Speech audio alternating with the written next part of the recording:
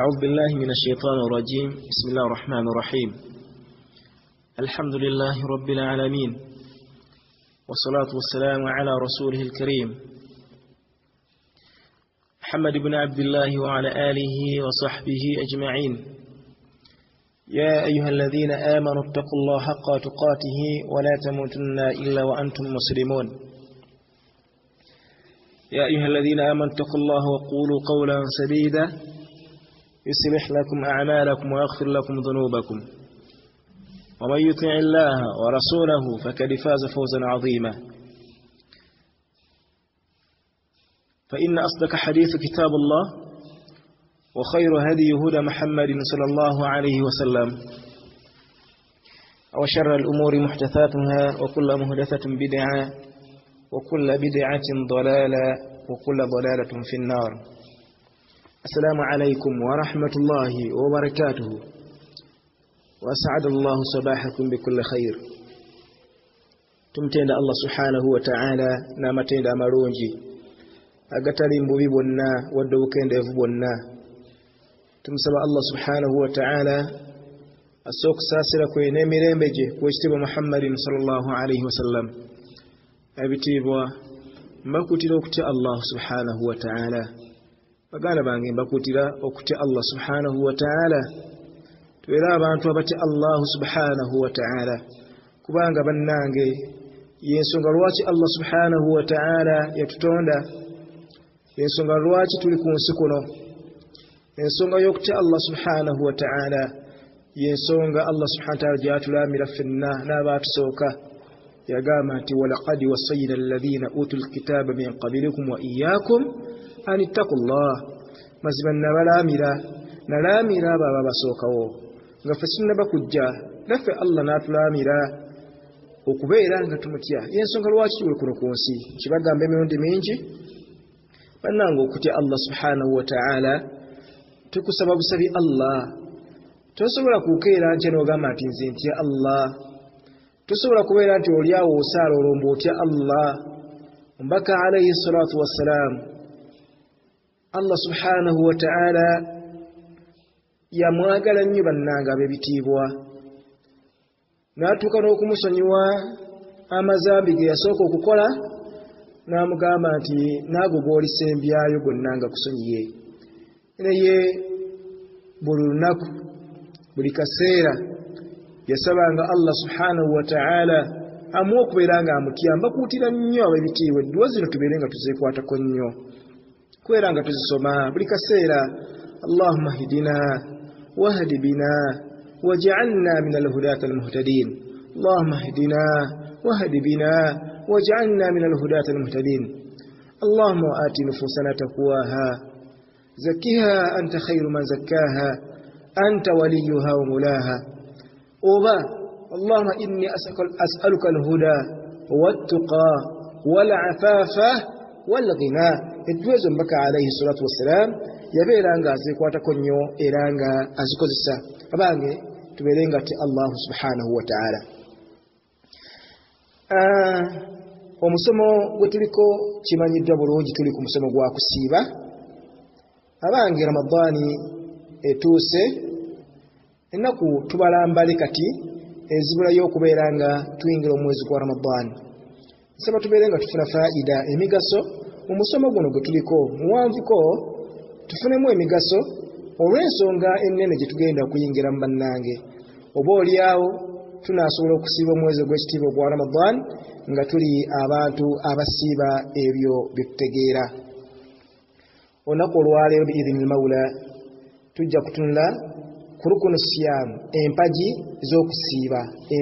z'okusiiba. Abange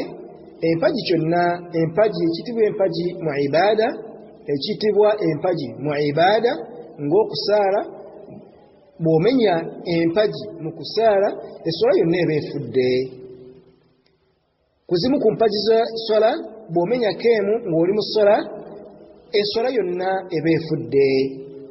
N'okyo n'okusiiba nakwo kulina empagi, naye okusiiba kwo kulina empagi emu yokka. Empagi y'okusiiba eyo nayo huwa al-imsaaku عن مفطرات من طلوع الفجر إلى غروب الشمس abange ekiyitibwa okusiiba oba muzimu ku mpaji z'okusiiba huwa al-imsaaku kwekweziiza an muftirati byonna ebisiibulula kyomanyi nti kisiibulula min tuluu'i al-fajr okuva al-fajri lwevaayo as-saadiq ey'amazima ila ghurubi ash-shams mpaka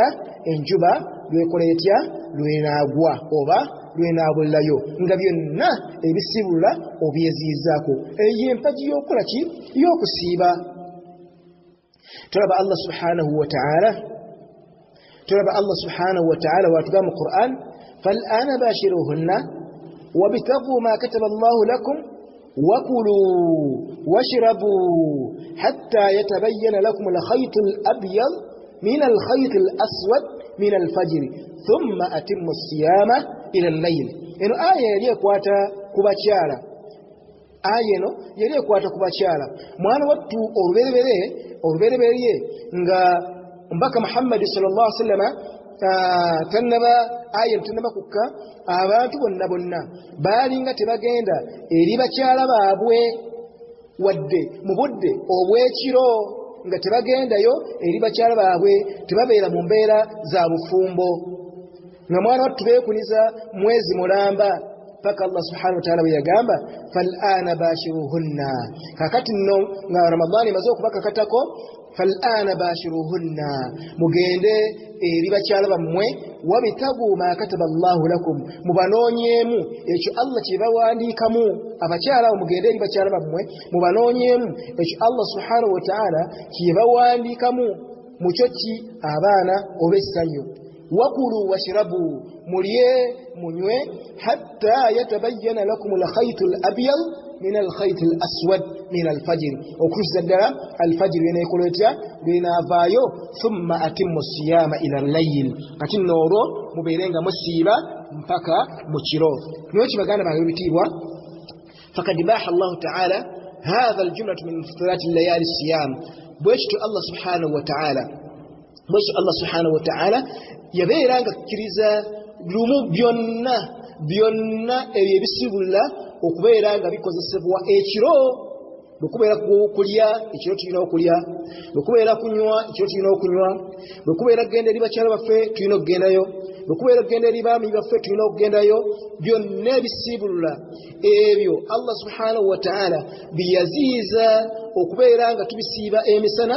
obusiraamu bukukkiriza okubeera nga bikozesebwa mu budde obw'ekiro fadalla ala anna haqiqatu sawm wa qawamu huwa al-imsak ekyo kitulaga nti ekyo kitulaga nti ebyo byonna ebizizibwa okubeera nga obisiibye n'obeera nga obirese mu budde obw'emisana ekyo kyekiyimirizaawo okubeera nga osiiba niyo kibagana bebitiibwa eyo empaji esooka era gye tulina yokka ey'okusiiba huwa al-imsak kweziyizaako an kulli muftirati byonna ebisibulula okuviira ddala al-fajiri ng'emaze okuvaayo ila gurubi shamsi mpaka ng'enjuba egudde eyo y'empaji y'okusiiba sunanu sawm sunna eziri mu kusiiba sunna ki eziri mu kusiiba zonna ziwerako sunna z'okusiiba ziringa ndooza zigendera ddala ne ziweranga 9 sunna ez'okusiiba omutuuzi w'ekitabo ekitibwa sahihu fiqh as-sunna ye yatubalira ensonga ziri 9 naye nga nnyingi nnyo sunna eziri mu kusiiba naye ze tugenda okulabako tujja kutula ku sunna nga 9 insha allahu taala esookera ddala bannange ekitibwa sunna kyekimu ku nkola y'omubaka Muhammadin sallallahu alaihi wasallam ngera singa onaaba okoze enkola eyo ojja kufunamu empeera nnene nnyo obeera ofaananidde ddala omubaka Muhammadin sallama obeera oli mu bufu bw'omubaka Muhammadin sallallahu alaihi wasallam n'ekyo bw'owuliranga nti eno sunna nkola ya mubaka ofangayo nnyo n'obeera nga mwanattu ogyenyigiramu sunna esooka as-suhur wano Fatima binti Muhammad wuliriza nnyo watugambye wabuze ekibuuzo mu bibuuzo byabuzza ku olunaku olw'emmande n'ogamba nti kitukakatako okulya ddaaku kiri sunna okulya ddaaku naye bw'otamulya olina by'ofiiriddwa. Hadithi ya Anas bin Malik radiyallahu anhu yagamba omubaka alayhi salatu wassalamu yagamba tasakharu mulya ddaaku fa inna fi sukhuri baraka bannan kubanga mu kulya ddaaku mulimu omukisa mulya ddaaku kubanga mu ddaaku mulimu ki omukisa munnange bw'otalya ddaaku oba olina omukisa gw'ofiiriddwa. وحديث يا عمر بن عاصي أقام جنبك عليه الصلاة والسلام يقام فصل بين الصيامنا وصيام أهل الكتاب أكلة السحور انجولو إيهو وكتيوا كسيبا كوفي نو كسيبا كوابا ليابا كفار بناني لكتابو بليابا كفار أبا يهودي أبا نصارى انجولو إيهو وكتيوا كسيبا كوفي نو كسيبا كوابي أكلة السحور كل يداه أبانجتوا وكانيكو كسيبا يفي نسيبا يابالي Naba kufaru akera mkezi kumacha naga nasibye nyama nasibye okwambala engatto nasibye okusiba omusipi taliddako fenga abasiraamu tusibenga nga tuzuka keshiro n'olya kuki kuddako n'olwekyo ojja kubeera ng'ofunye ng'ogudde mu hadithi eri yegamba fa inna fi suhuri baraka mu suhuri mu kulya ddaaku mulimu okubeeranga ofuna empeera era mulimu emikisa gya Allah subhanahu wa ta'ala. wa shaqiqu suhur bannange obukakafu bw'okulya ddaaku akakata walau bijur'ati alma ne lwakubadde ng'onywedde lwendo lw'amazzi lumulokka. fa anna Abdullahi ibn Umar kubanga Abdullahi ibn Umar yagamba nti mbaka alayhi salatu wasallam yagamba tasakharu bannange mulya ddaaku walau bijur'ati alma ne lwakubadde nga onywedde lwendo lw'amazzi. ولو جعل في سحور تمرا فهو أفضل سنغا الله سبحانه وتعالى كساسد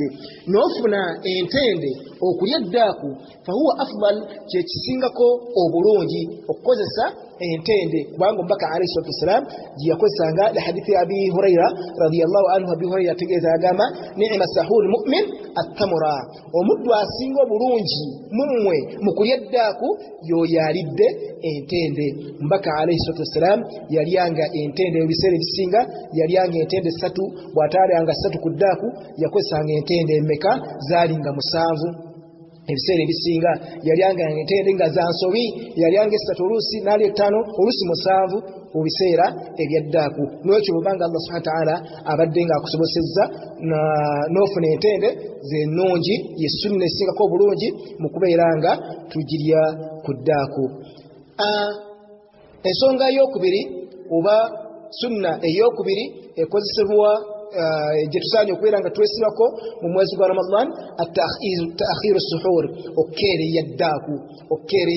ddaaku. Ebiseera ebisinga ebyedda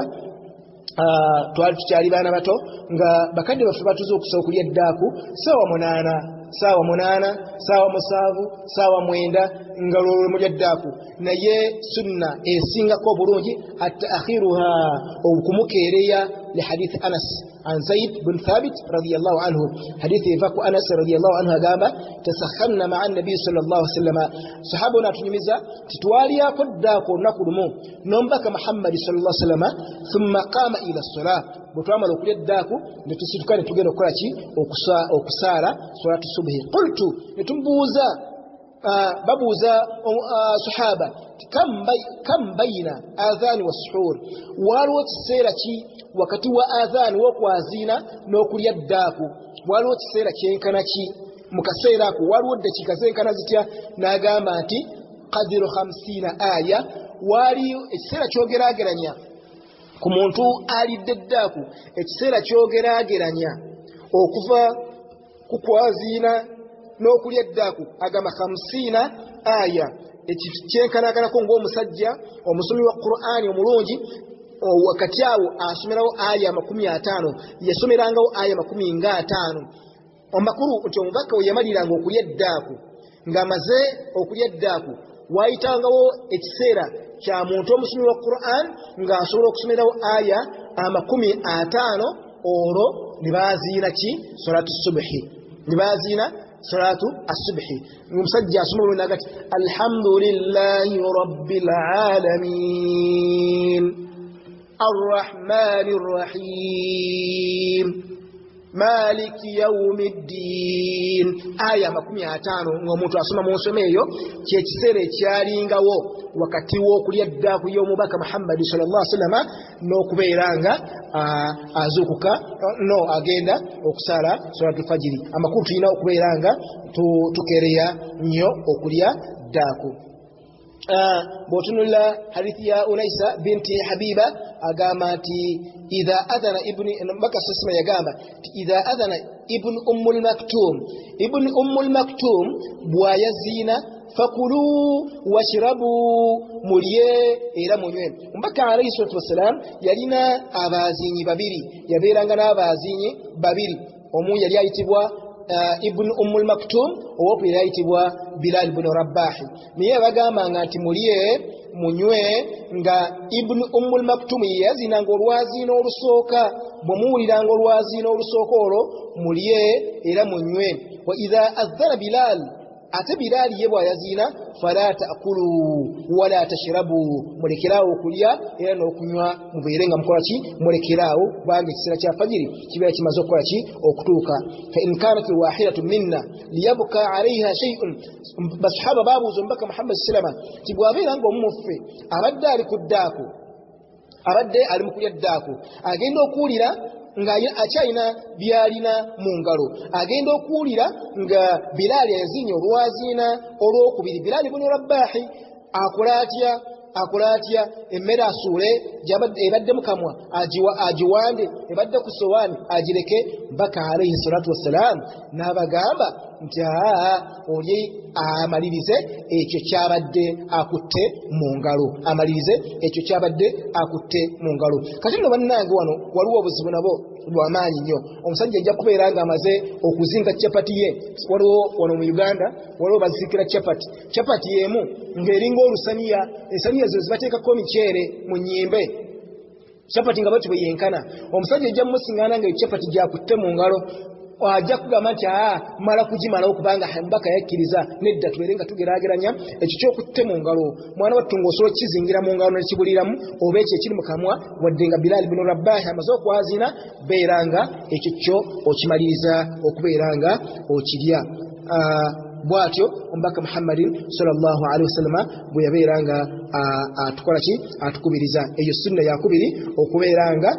ofunamu empeera mpitirivu nnyo okubeeranga okeereya mu kulya ki ddaaku ono ddaaku gwe tulya saawa 6 eyo saawa 8 saawa 9 nedda tofunamu mpeera za kulya ddaaku diri ofuna kulya empeera z'okulya ddaaku kwe kubeeranga okeereyesezza okulya ennyo ddaaku. Ensonga ey'okusatu ta'jilu al-iftar ta'jilu iftar oba ta'jilu fitr okwangwiriza okusiibuluka hadithi ya Sahal bin Sa'di ategeza ati mbaka alayhi salatu wassalam yagamba la yazalu an-nas bil khair abantu bagenda kulekayo okufuna bulungi obuli mu kusiiba ma ajjalu al-fitra ebbanga libanamala nga bangwiriza okusiibuluka. Mulimu empeera mpitirivu nnyo mu kwanguyiriza okusiibuluka leka kwewagawaga nti nze nasiibye nze nkyamalako ng'enjuba egudde mwana wattu nga tonnaba kubeera ng'okola otya weetekka. Basahaba baatusookera ddala abakkiriza abaatusookera ddala obudde bwatuukanga obw'okusiibuluka mwana wattu nga batudde mu bifo byabwe buli omu ng'ekyokulya kikutte mu ngalo obudde babeerangaawo ng'enjuba balingiza nningize balabire ddala oba ebuddeyo naye ng'ekyokulya kyabwe bakikutte mu ngalo yesunna entuufu so si kubeera nga oliawo obudde butuusa obw'okusiibuluka tulina okuba nga kwefaako mwana wattu ojja kubeera ng'olina empeera z'osibiddwa empitirivu nnyo. Wan Abdullahi ibn Abi Awfa hadith ejiba ku Abdullah ibn Awfa agamba nti kunna ma'a an-nabi sallallahu alaihi wasallam fi safar twaliko lumu mu lugendo n'omubaka Muhammad sallallahu alaihi wasallam wa huwa sa'im ninga twali tusibye falamma ghabat ash-shams enjuba yamalo okubeera nga ebulirayo bweti nga yakubirayo qala li ba'd qawm mbaka nabeera nga agamba omukuffe ya fulani gundi kum fajtah lana situkobere ng'oteekerateekera ekyokulya. Faqala nitumugamba omusajja n'amugamba nti ya Rasulallah law amsayta olaba otesenga tugumikirizaako enjuba yemala okugwerera obudde bumala okubanga obukwatirira ddala nambaka namugamba anzil situka mangu nnyo fajdah lana obeere ng'oteekerateekera yakyogera emirundi gyali 3 omusajja n'abeera ng'asituka n'ateekerateekera basahaba fashariba rasulullah mbaka n'abeera ng'anywa bwatu n'abeera ng'anywa ne basahaba bonna ne babeera nga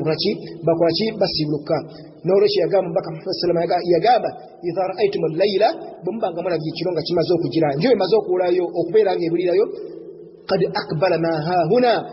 n'abeera ng'asongawo awo enjuba nga mulaba emaze okubulirayo n'asongayo aweewulira fakad aftara saim mubeere nga musibuka mangu nnyo abantu abakoze batya abasiibye n'olwekyo abanga b'ebitiibwa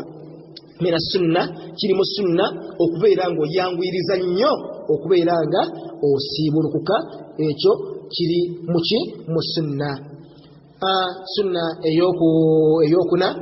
yagamba nti ayuftir okubeera ng'osiibuluka ala rutbi awi tamra ala rutbi awi tamra rutbi okusiibulukira ku rutbi yentende eri fresh omubaka alayhi salatu wassalam yagamba nti kiba kirungi okusibukira ala rutbi ku ntende gye weenogedde ku muti awi tamura oba entende zino zetulabako kati olwaleero zibaleeta mu Uganda zimazemu n'omwaka mulamba kuba entende teyonooneka awilma oba amazzi kyekisingako obulungi okusibukira ku ntende eyo arutbi eri fresh awi tamura oba ene yaffe entende zetulabako kati olwaleero awilma oba ki amazzi Anas ibn Malik radiyallahu anhu agamba tikana Rasulullah sallallahu alaihi wasallam yalingo mbaka Muhammad sallallahu alaihi wasallam yuftiru ngasiluka ala rutabatin ku ntende zo zeyenogedde nga zikyali fresh qabla an yusalliya ati yasilukanga gatanaba kusala salatul maghribi fa in lam takun rutabatin watabeeranga wontende ezo eziri fresh fa yakusibulukiranga ku ntende zino eziiseeko oba eziruddewo fa in lam takun bwatabeerangawo ntende yonna eri fresh oba etali fresh hassa haswatu min alma bwatu yabeeranga asikako olwendo lwaki lw'amazzi ng'akwata amazzi n'abeera ng'asikako busisi n'olwekyo ekiri sunna kwe kutandikira okusibulukira ku ntende eri fresh bw'obeerawo giina bw'oba togiina entende yonna gy'oba ofunye bw'oba togifunye kubeera ng'osibulukira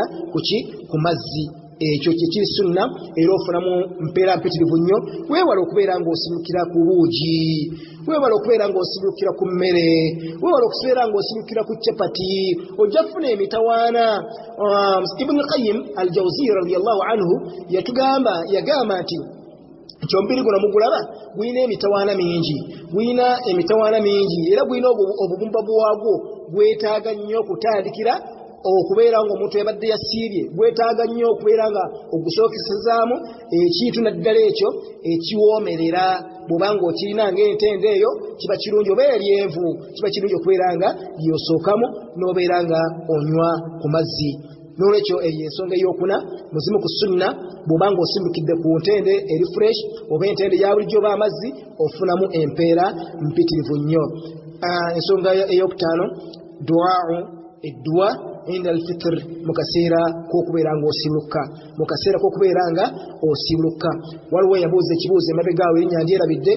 nti edduwa eno erinnya ndyerabidde kyenabagamba nti ebibuuzo ebimu ebitali mu musomo mubeere nga mubireka olw'ensonga bijja eno mu maaso olumanyi naffe mujjukire yabuuza ekibuuzo n'agamba titwasomanga edduwa eno egamba allahumma laka samtu wa bika amantu wa alayka tawakkaltu wa ala zika aftartu seeka edduwa eyo eryetya abamu batugamba eri bid'a abamu batugamba si ntuufu Ibn Umar agamba nti kaana Rasulullah sallallahu alaihi wasallam idha fatara omubaka alayhi salatu wassalam bwe yabeeranga asiluka yagambanga dhahaba ad-dama'u eno yedduwa y'olwaleero edduwa gye tusoma nga tusibuluka dhahaba ad-dama'u wa bitallati uruqu wa thabata ajran insha Allah dhahaba ad-dama'u wa bitallati uruqu wa thabata ajran insha Allah dhahaba ad-dama'u وبتلت العروق وثبت أجرا إن شاء الله ذهب الظمأ النيونتي ونيه انجري ونيه وبتلت عروق ننجري ونيه wa thabata ajran insha Allah atenga mwana wattu empeera yange ey'okusiba olunaku lw'ensi olwaleero emaze okubeeranga ekakata eyo edduwa gye tusomye olunaku olwaleero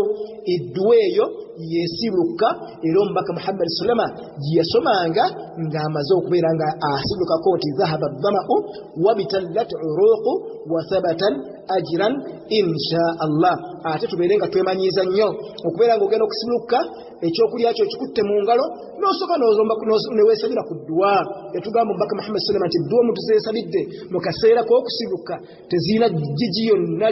lizigaana kutuuka mu maaso g'ekitiibwa Allah awabeera ng'agenda okusibukira beera ng'oweewa akaseera obeere nga weesabira ku dduwa ng'ogenda okusibuka oba olyawo Allah subhanahu wa ta'ala ajja kukwanukula embaka yatukubiriza nti akaseera ako edduwa zaawo Allah abeera nga azaanukula nnyo eyo edduwa esomebwa mu kaseera k'okusibuka egamba nti dhahaba dhama'u wa bitallat uruqu wa thabata ajran insha Allah ta'ala ta'ala tekiriiko insha Allah eyo edduwa esomebwa mu kaseera k'okusibuka olunaku olwali biidhini mawla tujja kukomaawo tukyali ku sunanu sawm ku sunna eziri mu kusiiba olunaku olwaleero tujja kukomaawo wa barakallahu fikum wa jazakumullahu khair والسلام عليكم ورحمة الله وبركاته